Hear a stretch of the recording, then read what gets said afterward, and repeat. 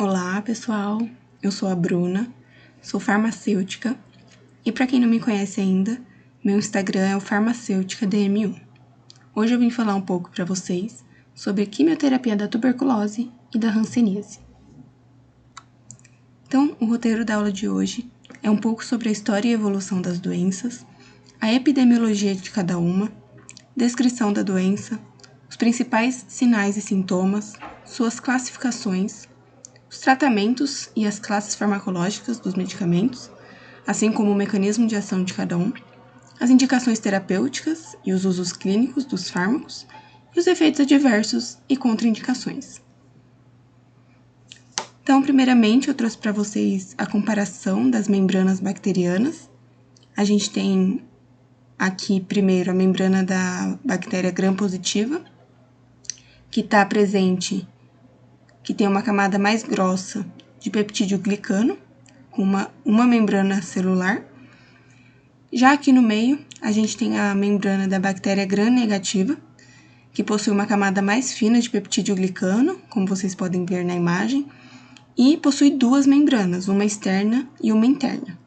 E na externa também elas possuem lipopolissacarídeos e as porinas, que são proteínas presentes nessas membranas. Já a micobactéria também tem uma camada fina de peptídeo glicano, assim como a gram-negativa, e tem mais os componentes ácido micólico, o arabinogalactano e, claro, a membrana celular, que serão os alvos farmacológicos de cada medicamento.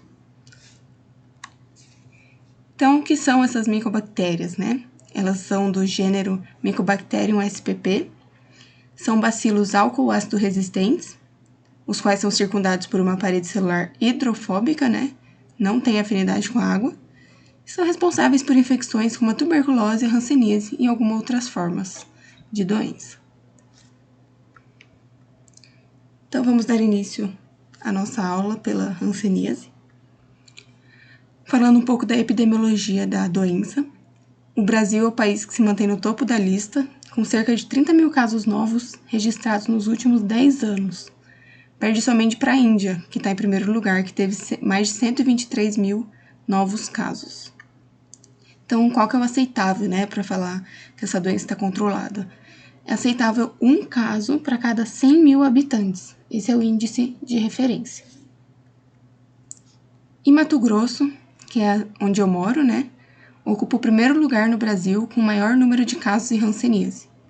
Então, essa notícia é de janeiro de 2022, saiu no Janeiro Roxo, onde fazem as campanhas nacionais de combate, prevenção e enfrentamento à hanseníase. É uma doença que tem cura, né? E o Sistema Único de Saúde, o SUS, cobre todo o custo de tratamento. E Mato Grosso é o estado que ocupa o primeiro lugar no nosso país. Então, a hanseníase ela é uma doença infecciosa, né? É contagiosa, causada pela bactéria Mycobacterium lepra, o formato de bacilo. Sua transmissão acontece por meio das vias respiratórias das pessoas infectadas e pode evoluir de acordo com o sistema imunológico de cada pessoa. Esse bacilo tem afinidade por células da pele e por células do nervo periférico, e sua multiplicação pode durar de 11 a 16 dias. Essa é uma imagem da Mycobacterium lepra, ou também conhecida como bacilo de Hansen. Então, temos também a doença conhecida como mal de Hansen. Mal de Hansen, né, como falei para vocês, uma doença infecto-contagiosa, crônica, causada pela Mycobacterium lepra, ou bacilo de Hansen, e atinge preferencialmente a pele e os nervos periféricos. Além disso, pode atingir alguns órgãos internos, né, dependendo da forma clínica da doença. Seu tempo de incubação leva em média de 2 a 5 anos, e se a pessoa não for diagnosticada ou tratada com antecedência, né, no tempo certo, pode levar a algumas incapacidades, deformidades físicas e acabar conduzindo a preconceito e estigma social. Então, esse bacilo de Hansen tem alta infectividade e é pouco patogênico. Então, ele não é cultivado in vitro, em laboratório, em células. Além disso, o que pode facilitar, né, a contaminação e adquirir a hanseníase?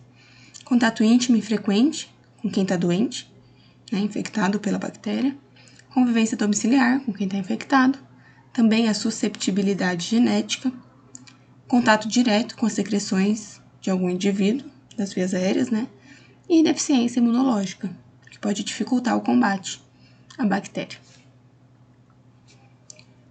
Então, temos algumas formas clínicas da hanseníase, a forma tuberculoide, a forma dimorfa e a forma virchoviana.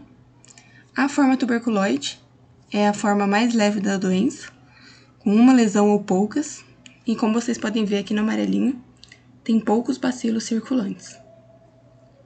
Já a forma virchoviana é a forma mais grave da hanseníase, pois possui várias lesões e aqui, como vocês podem ver, muitos bacilos, alta infecção, né?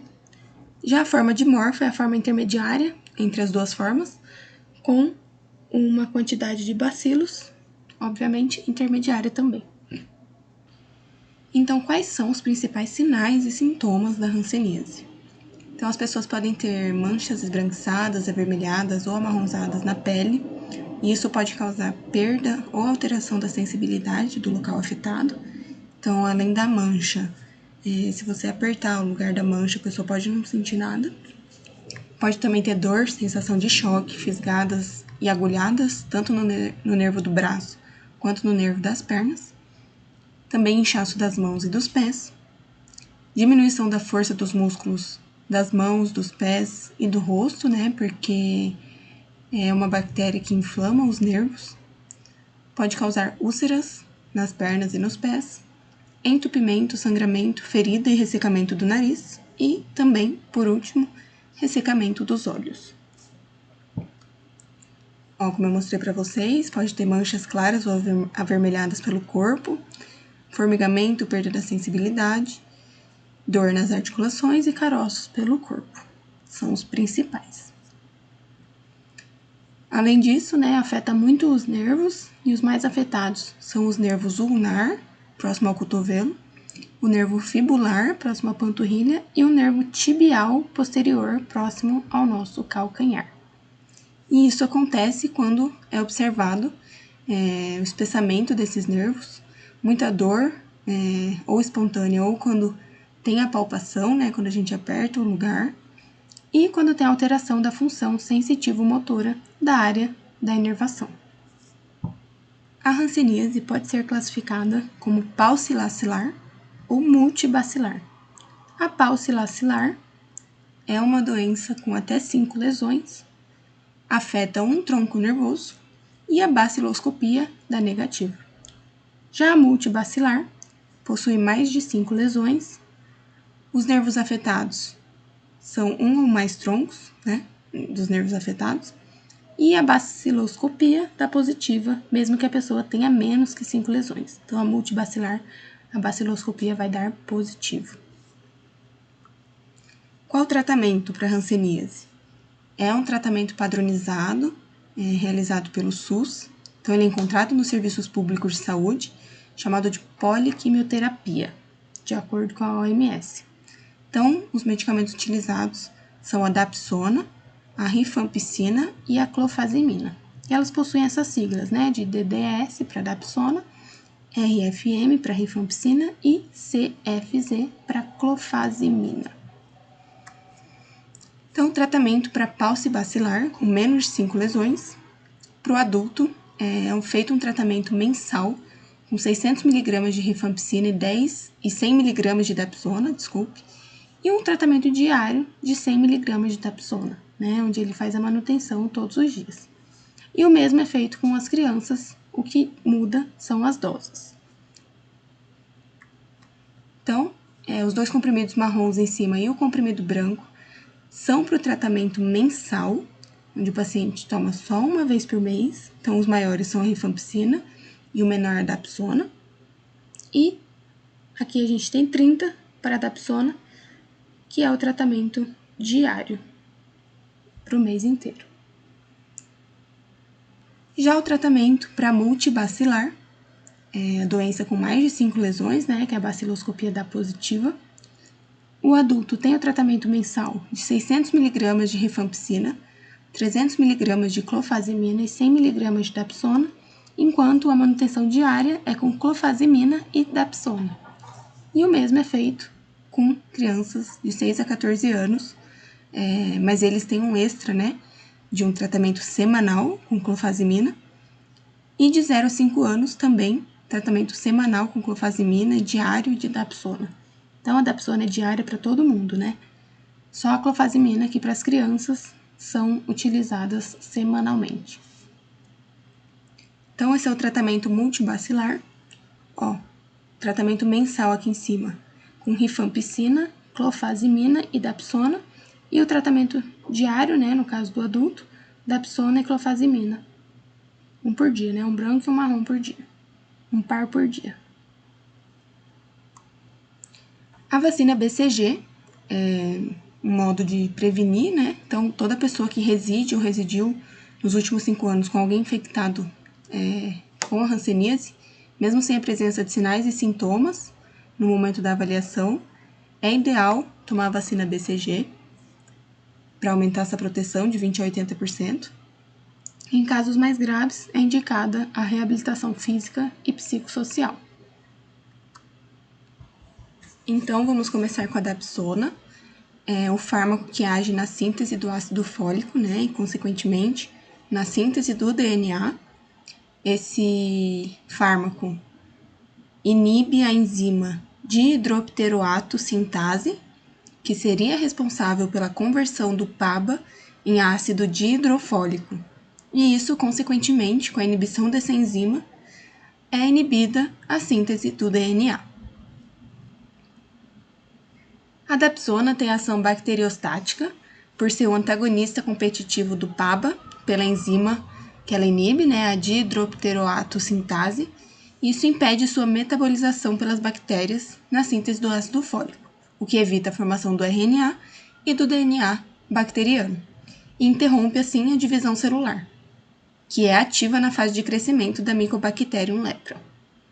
Então, vai impedir a formação do RNA e vai interromper a divisão celular dessa bactéria.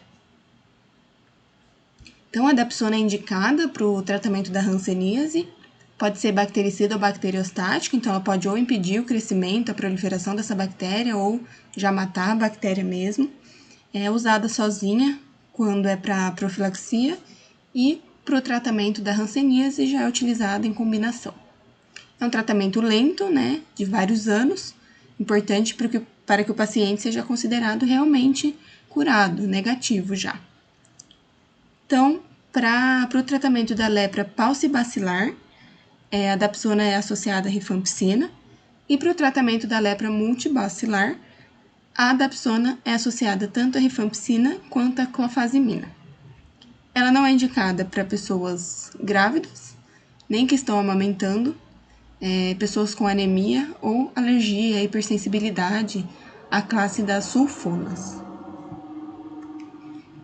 Alguns principais efeitos adversos da dapsona são a febre, icterícia, palidez, manchas hemorrágicas, dispepsia, né, náusea, efeitos adversos no trato gastrointestinal, fotossensibilidade, hepatite tóxica e neutropenia e plaquetopenia. Já a clofazimina inibe o crescimento da micobactéria e ela se liga preferencialmente ao DNA dessa bactéria. Tem também atividade anti-inflamatória, que é muito importante no controle do eritema nodoso da hanseníase. Seu mecanismo de ação ainda não é muito exato, né? Ele é meio desconhecido, mas sabe-se que ela se liga preferencialmente ao DNA da bactéria para inibir seu crescimento. Indicada para hanseníase, claro, e outras infecções causadas pela micobactéria. É um antirrancênico de segunda escolha, em casos de hanseníase, quando a pessoa é resistente à dapsona, né, quando a bactéria que a pessoa está infectada é resistente à dapsona, e ela é utilizada em associação com outros antimicobacterianos.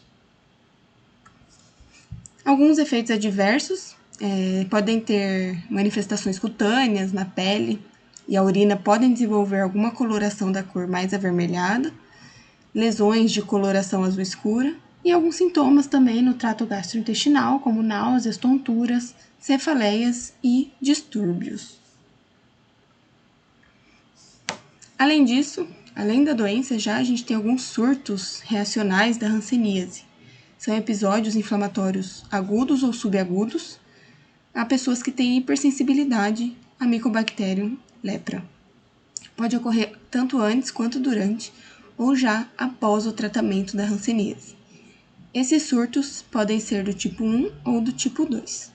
Nos dois tipos, como essa imagem mostra aqui embaixo, pode ter o espessamento dos nervos, que é conhecido como neurite, e pode causar dor também.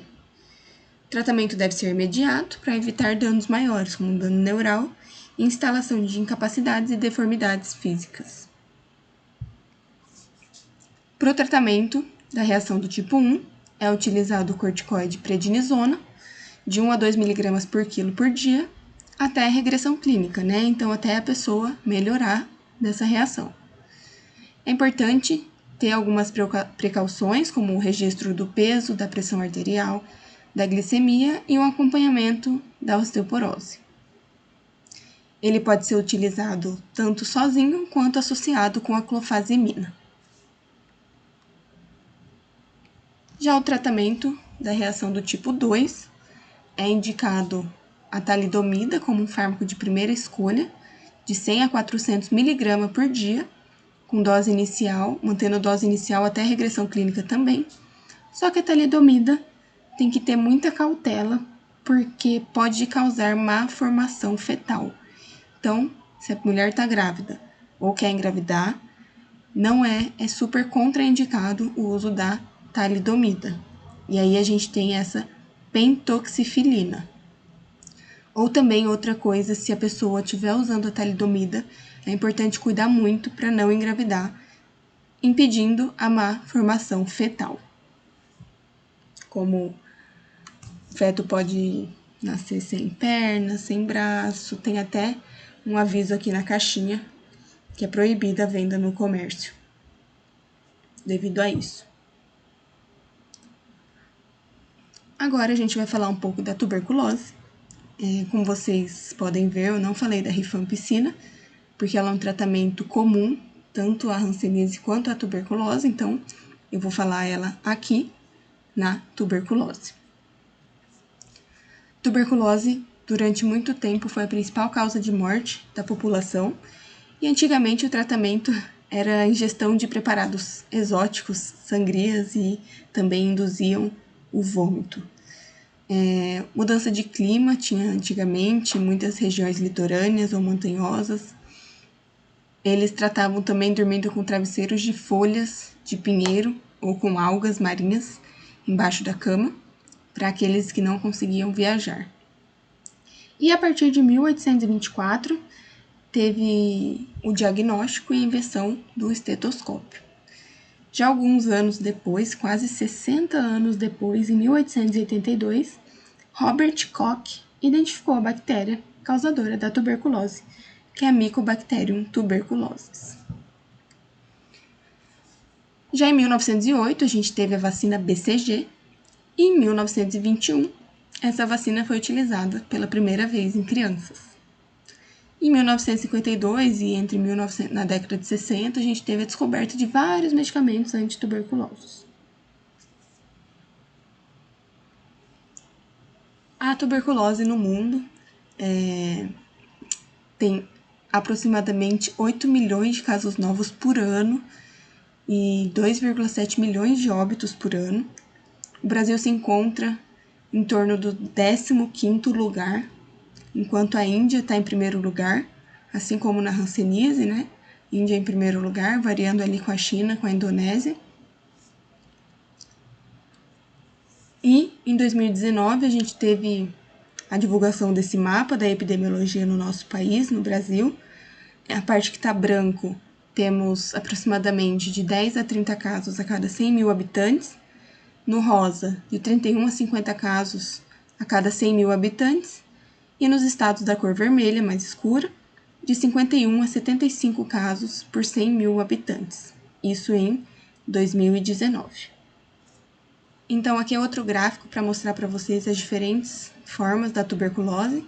Pode ser óssea, miliar, extrapulmonar, pleural, mas a mais comum é a tuberculose pulmonar.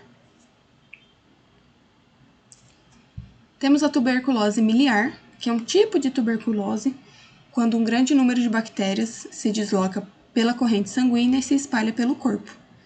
É causada, claro, pela Mycobacterium tuberculosis e transmitida pelo ar. A tuberculose é uma doença grave, só que ela é curável em praticamente todos os casos, né? Em quase 100% dos casos é possível ser curável.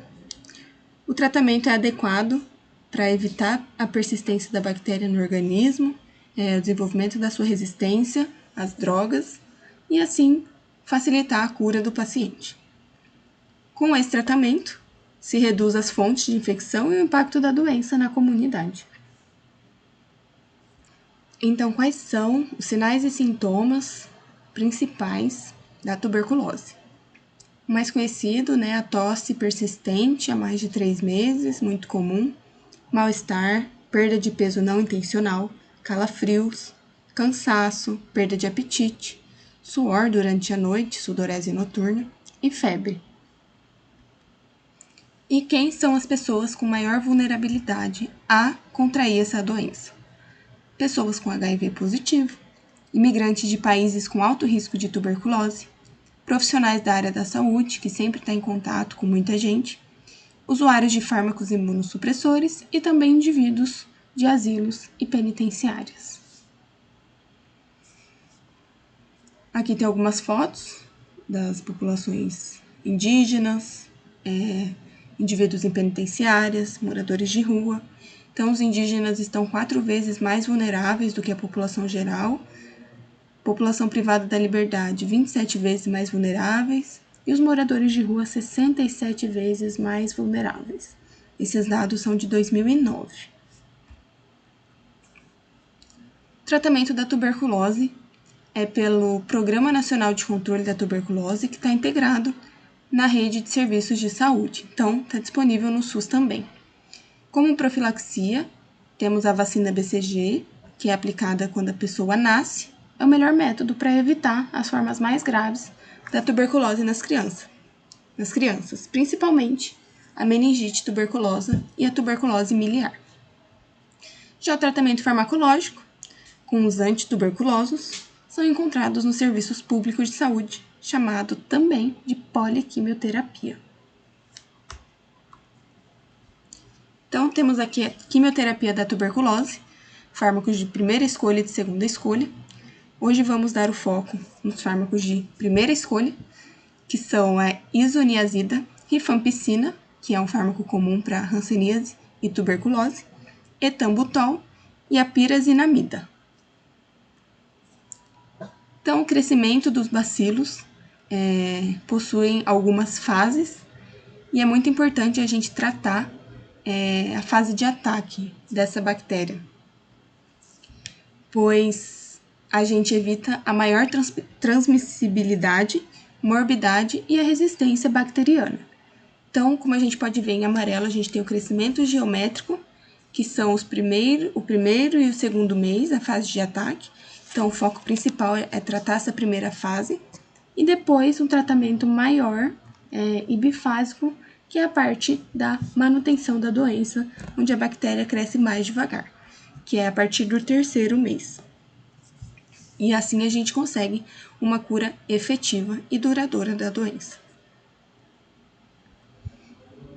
Então, o tratamento da tuberculose, na primeira fase, consiste na rifampicina, representada pelo R, isoniazida, representada pelo H, e a pirazinamida, representada pelo Z, e também o etambutol, representado pela letra E. Já na segunda fase, temos a rifampicina, a isoniazida e o etambutol. Então, a primeira fase tem a duração de 2 meses e a segunda fase de 4 meses, aproximadamente. Então, o esquema de tratamento para tuberculose são com esses fármacos que eu mostrei para vocês. e eles são representados por essas siglas R, H, Z e E. São indicados para casos novos de todas as formas de tuberculose pulmonar ou extrapulmonar, exceto quando é meningoencefalite, e também para retratamento por recidiva, se a pessoa já abandonou o tratamento e está retornando. Então, esses fármacos também são indicados. Mas quando a pessoa está retornando para retratamento, é muito importante, né, a realização de exames, identificação, cultura e o teste de sensibilidade. Então, a isoniazida é um profármaco, é a droga de primeira escolha na poliquimioterapia da tuberculose ativa e na monoterapia preventiva da tuberculose latente. Então, a isoniazida é um profármaco, enquanto no hospedeiro. Assim que ela entra no bacilo, ela se transforma no fármaco ativo, que é o radical nicotinoil. Ele reage com o NAD e o NADP e, por uma reação espontânea, é convertido em outras duas substâncias, que inibem a síntese tanto de ácidos graxos quanto a síntese de ácido fólico e a síntese do DNA. Então, a isoniazida se transforma no radical nicotinoil, que ao reagir com o NAD e o NADP, por uma reação espontânea, acaba inibindo a síntese de ácidos graxos, de ácido fólico e de DNA. As principais reações adversas da isoniazida são a hepatite e a neurite periférica, devido à semelhança com a piridoxina, que é a vitamina B6. Também, algumas pessoas podem ter intolerância medicamentosa, alterações dermatológicas e hematológicas. Agora, a família da rifamicina, que é um grupo de medicamentos comum para o tratamento tanto de hanseníase quanto de tuberculose. Então, esses fármacos inibem a síntese do RNA pela inibição da enzima RNA polimerase, DNA dependente, o que impede a síntese de proteínas da célula bacteriana. Essa família é representada pela rifampicina, rifapentina, rifaximina e rifabutina, todas com mecanismo de ação semelhantes. Falando mais da rifampicina, que é a mais conhecida, como eu falei, ela é comum para o tratamento tanto de tuberculose quanto de hanseníase.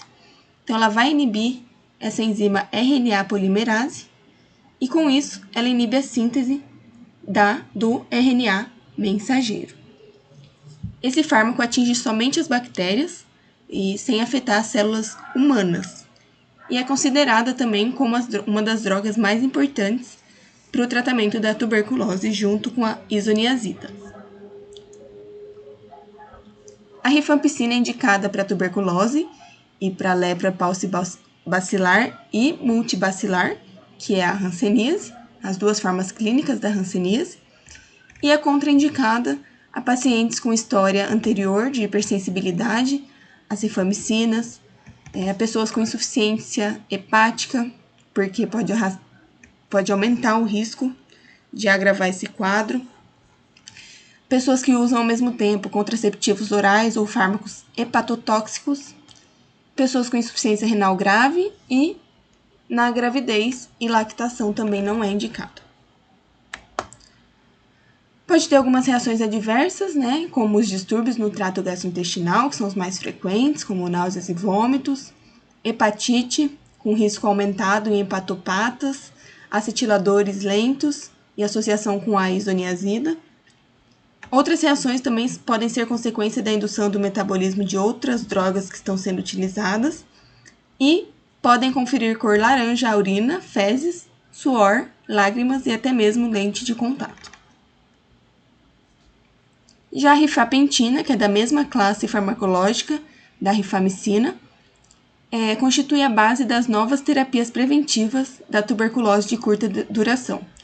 Então, ela foi sintetizada pela primeira vez em 1965, a partir da rifampicina.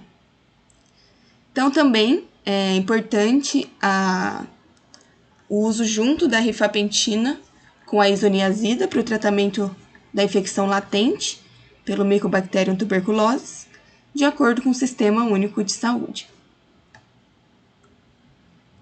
Suas ações podem ser tanto bacteriostática quanto bactericida, isso depende da concentração. A bacteriostática, que impede o crescimento da bactéria, é quando o fármaco está em pequenas concentrações, e bactericida, que já destrói as bactérias que estão se dividindo em concentrações maiores. Algumas reações adversas da rifapentina também são erupções cutâneas alérgicas, são os casos mais comuns. Pode dar anorexia e também sintomas no trato gastrointestinal, das náuseas e vômitos, febre, muito comum também hepatotoxicidade, alterações hematológicas, sintomas artríticos, vasculite, distúrbios no sistema nervoso central ou periférico, que é comum em pacientes mais desnutridos, e isso pode causar neurite, convulsões e outras coisas devido à deficiência da vitamina B6. Também anemia hemolítica e indução enzimática por antiepilépticos. A rifabutina também, falando rapidinho dela, que é da mesma classe farmacológica, é eficaz contra micobactérias altamente resistentes, como as gram-positivas e algumas contra gram-negativas, mas também contra a Mycobacterium tuberculosis, Mycobacterium lepra e a Mycobacterium avio intracelular. Então, a gente tem também o etambutol, que é um fármaco que inibe a enzima arabinosiltransferase. Essas enzimas estão envolvidas na biossíntese da parede celular das micobactérias. Então, normalmente, eles se ligariam aos ácidos micólicos e aos arabinogalactanos, que dão uma estrutura para a parede celular da bactéria, e com a inibição dessa enzima, isso causa um desarranjo na parede celular. Então, esse fármaco pode ter ação bacteriostática, inibindo a síntese proteica bacteriana em baixas concentrações e bactericida em maiores concentrações, por também interferir na síntese do RNA. Se o etambutol for utilizado sozinho, pode causar uma resistência mais rápida ao medicamento.